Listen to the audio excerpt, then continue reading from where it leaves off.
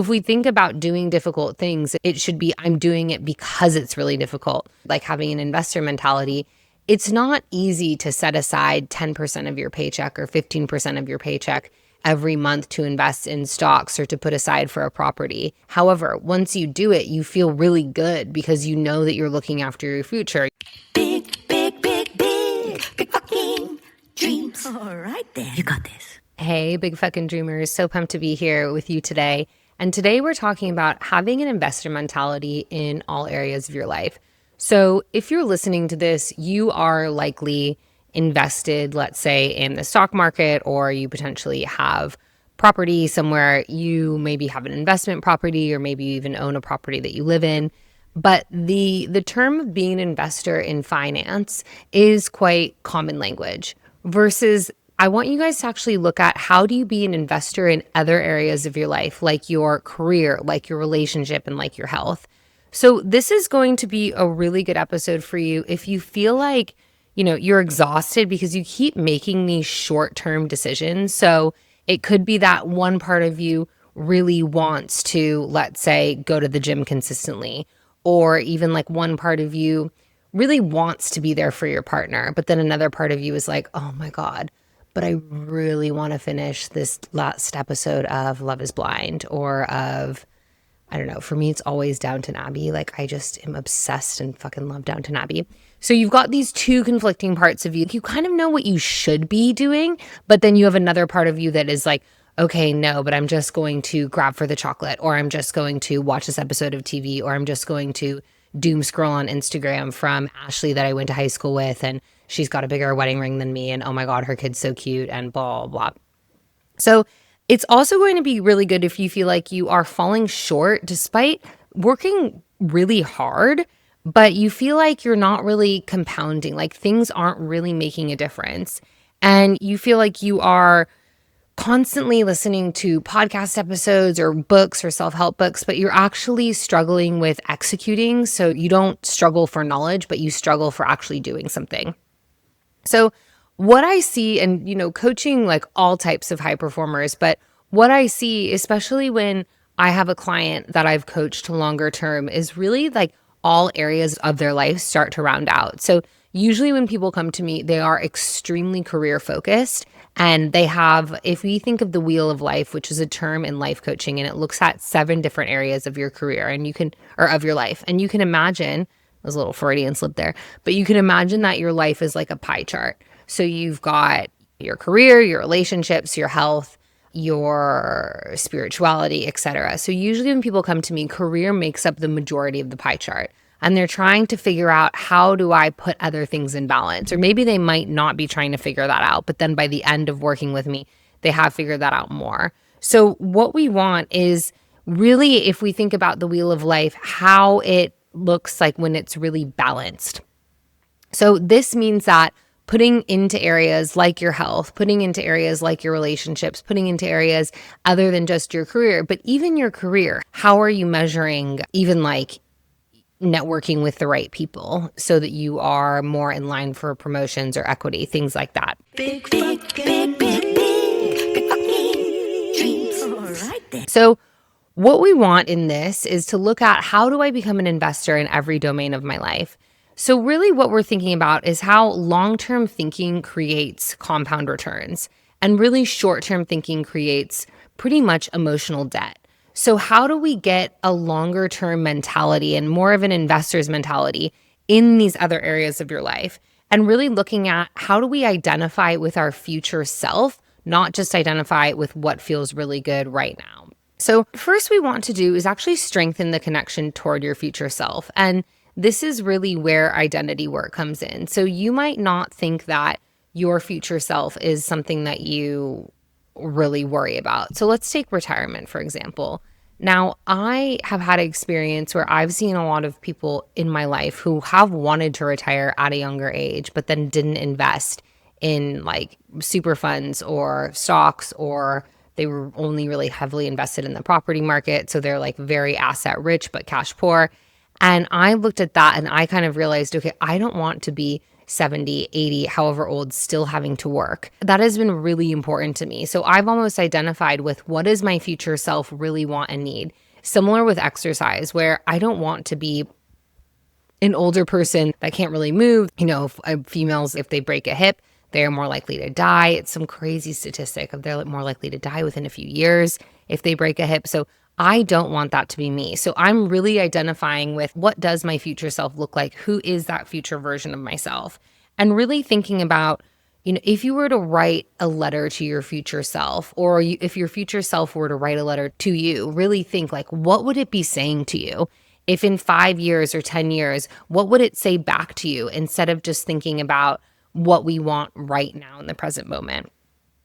So how do we actually do this? And a lot of what we can do is really looking at reframing the investor mentality into an identity shift as well. So thinking that I'm the type of person who does this because it's really core to who I am. And if you haven't done this yet, I really highly recommend Gretchen Rubin's 4 Tendencies. So the 4 Tendencies quiz is how you respond to inner and outer expectation. So if you are a rebel, which a lot of my clients are, which is that you don't respond to inner or outer expectation, you are likely to be more identity focused. James Clear also really talks about this in Atomic Habits, where he says that, a main way to shift your habits is to really resonate with the identity. Like, I am the type of person who writes, for 2 hours a day, or I'm the type of person who works out. I'm the type of person who turns toward their partner when their partner makes a bid for connection, whatever that is. So you want to think about, what is the identity that I want in terms of the habit I'm trying to create? So if we look at the wheel of life and you think, okay, what area of my life isn't really where I want it to be? Maybe it's romantic relationships or friendships. Maybe it's career. Maybe it's health and fitness. If I were to be an investor mentality, if I were to have an investor mentality in that, what is the identity I would have to assume? So for me, a really big example, like health has been such a heated topic for me over the past few years. When I got sober nearly 9 years ago, I got really sick. I had a lot of autoimmune. I had chronic fatigue for a few years. I had burnout. Now my health is really like the best it's ever been. But for me, it's like, okay, I really want to have an investor mentality. So I speak about health a lot on this podcast because it is just something that's quite tangible in terms of behaviors that you can measure. So for me, that looks like I weightlift 3 times a week. I weightlift to failure as well. So I'm like lifting very heavy until I can't lift anymore. I do yoga once a week. I walk 10,000 steps a day. So these are all actions and behaviors about how I can be an investor mentality in my health, because I don't necessarily want to go back there. But I also really identify as a healthy person. And recently, I think I've spoken about this on the podcast before, I have an ongoing sugar addiction, and I just fucking love sugar. And now basically, because I'm sober, I don't drink caffeine. I'm, a married woman. I meditate twice a day, work out, blah, blah, blah. I'm basically a monk. And sugar was the last thing that I was hanging on to. And I love, in Australia, I'm not sure if they have these in the US, but in Australia, they have these like little, they're called like Fun Day gummies. And they're these little green sour gummies, and they're my gateway drug, because once I'm into the sour gummies, then I'm like eating 3 chocolate bars a day, like hiding it from Chris, like burying the chocolate boxes in the trash. Obviously, it's not really good eating 3 chocolate bars a day. But what I really realized, and I was saying this to Chris is my husband if you're new around here, I was saying this to Chris the other day, because I'm off sugar again, I'm off it completely, and I feel so much better. And it's because I really have the identity as someone who is in high integrity in their life in multiple ways. Like when I say that I want to do things, I do it. But with sugar, I was almost going against the identity that I have developed that I really want, which is I am a person who looks after myself and who looks after my health. And that was causing a lot of internal turmoil. It wasn't necessarily about the sugar. It was that the self-perception that I had was being broken of someone who lives in integrity with their choices. So when we want to think about shifting our identity and really having an investor mentality, it's looking at what is the identity that I want to assume in this specific area. Then the next thing is, usually clients, when they're trying to shift something, and I've spoken about this a lot before, they're like, I'm going all in. This is the type of behavior. So let's say you're listening to this and you're like, okay, cool. I'm all of a sudden a person that works out. I'm going to start working out 7 times a week. which is not really realistic at all. So what we want to think about is if you are trying to shift your identity and really become an investor in a certain area of your life, how can you do it in really small doses? So I had a client who she really wanted to start going to the gym. And when we broke it down step by step by step, what we realized is she actually wasn't grocery shopping. And because she wasn't grocery shopping, she was just grabbing whatever here and there. She was kind of always like late in the morning with her kid, like it was always just such a mess. And really, what we then focused on is okay, we're actually not going to focus on your working out. We're going to focus on you grocery shopping once a week. How can you do that to then unlock a further level of investing in your health? So we want to start really small here, and it's not making these huge sweeping grand gestures. And James Clear talks about this a lot in Atomic Habits, where we want to be practicing things where we can really fulfill them, not where we can set ourselves up for failure. Then looking at, okay, if you can almost see how difficulty can be an asset here.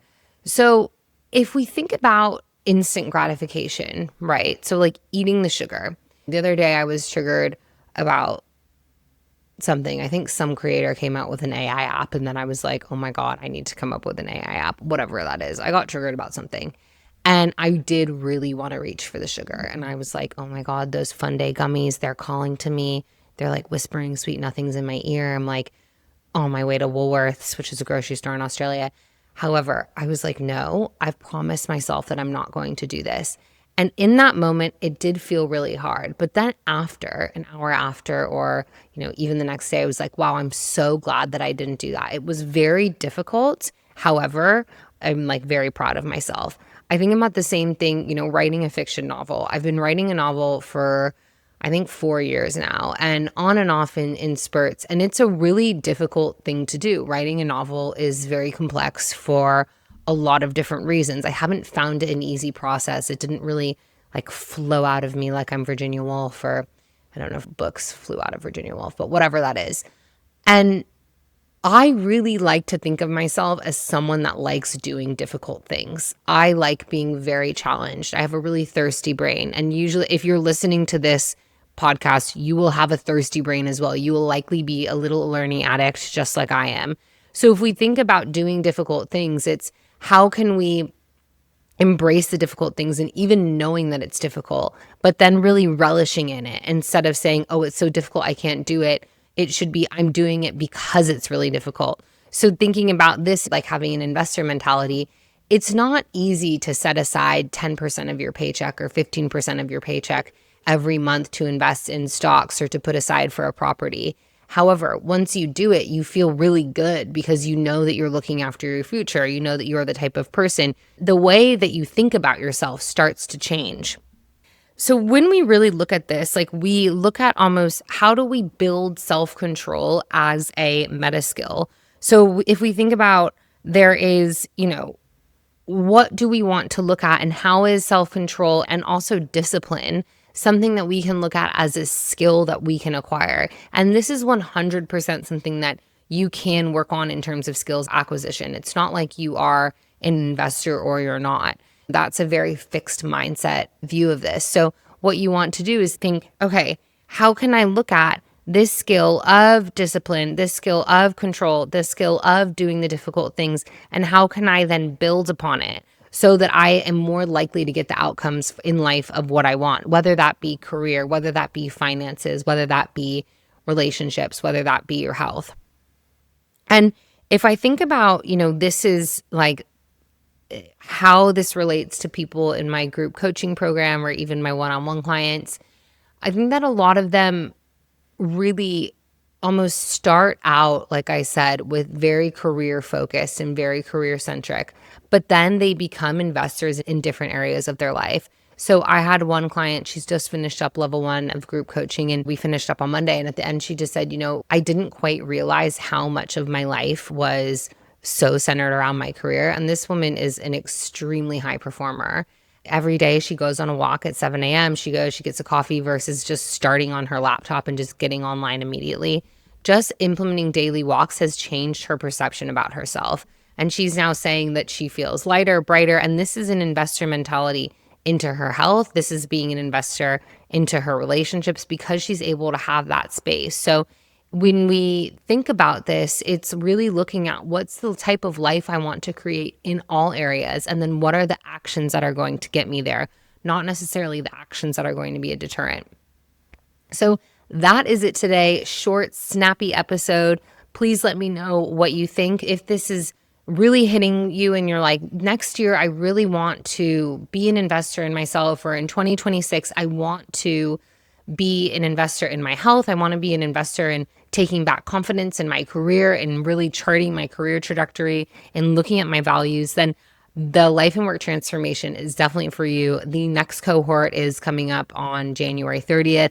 So excited about that. I highly urge you to apply for that. You can book a call on my website, hannahkissel.com. Reach out to me if you liked this episode. As usual, I always love hearing from you guys. You can follow me at Hannah Mae Kissel, and I will see you next week. I hope you loved this episode of the Big Fucking Dreams podcast. My intention is to grow this little baby so I can reach more high performers to realize their potential. I'd love it if you've rated, only 5 stars, reviewed, subscribed, and told a friend. You could find me at Instagram at Hannah Mae Kissel, on LinkedIn at Hannah Kissel, or on my website, www.hannahkissel.com.